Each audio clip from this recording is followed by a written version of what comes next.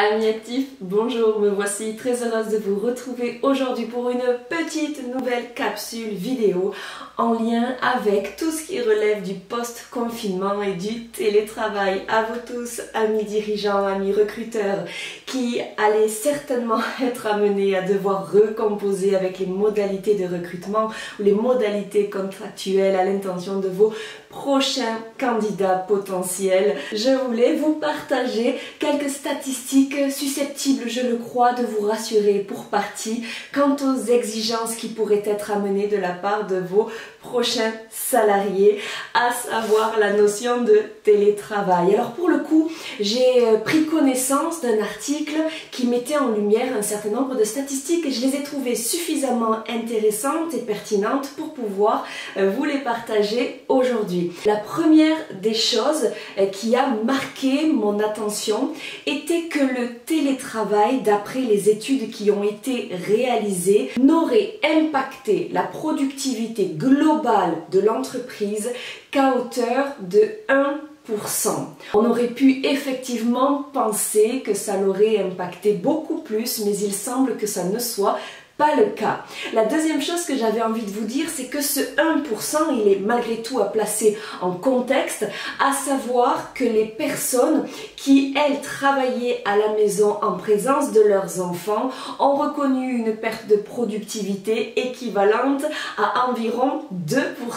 Et puis, chose intéressante à savoir, ce sont finalement les personnes qui se retrouvent seules, sans enfants ou conjoints, qui auraient été les plus en difficulté et qui auraient reconnu une perte de productivité équivalente à 3%. Globalement, il me semble que c'est moindre que les craintes qui pouvaient être celles des chefs d'entreprise. La deuxième information que je voulais vous partager, c'était globalement les heures de travail effectuées en télétravail. Alors pour le coup, l'amplitude horaire globalement en moyenne aurait été la suivante.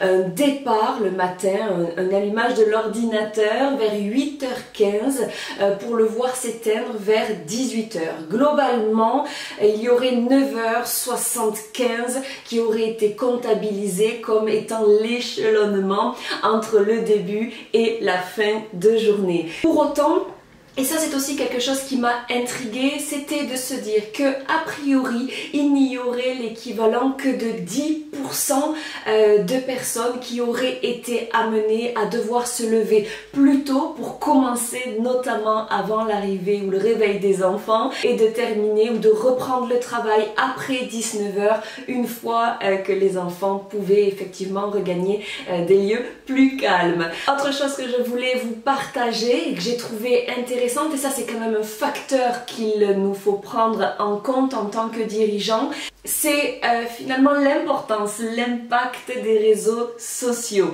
A priori, ce seraient les réseaux sociaux qui seraient plus impactants que les enfants.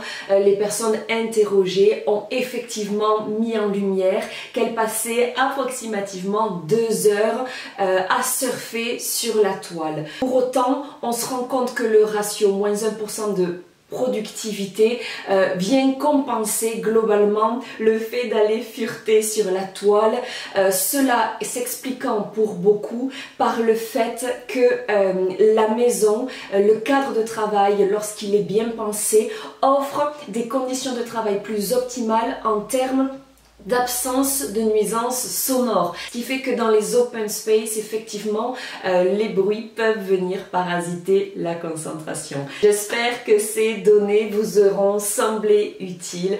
J'étais ravie de pouvoir faire cette petite synthèse pour vous. Je vous souhaite une très belle journée et je vous dis à très bientôt pour de nouvelles aventures pro.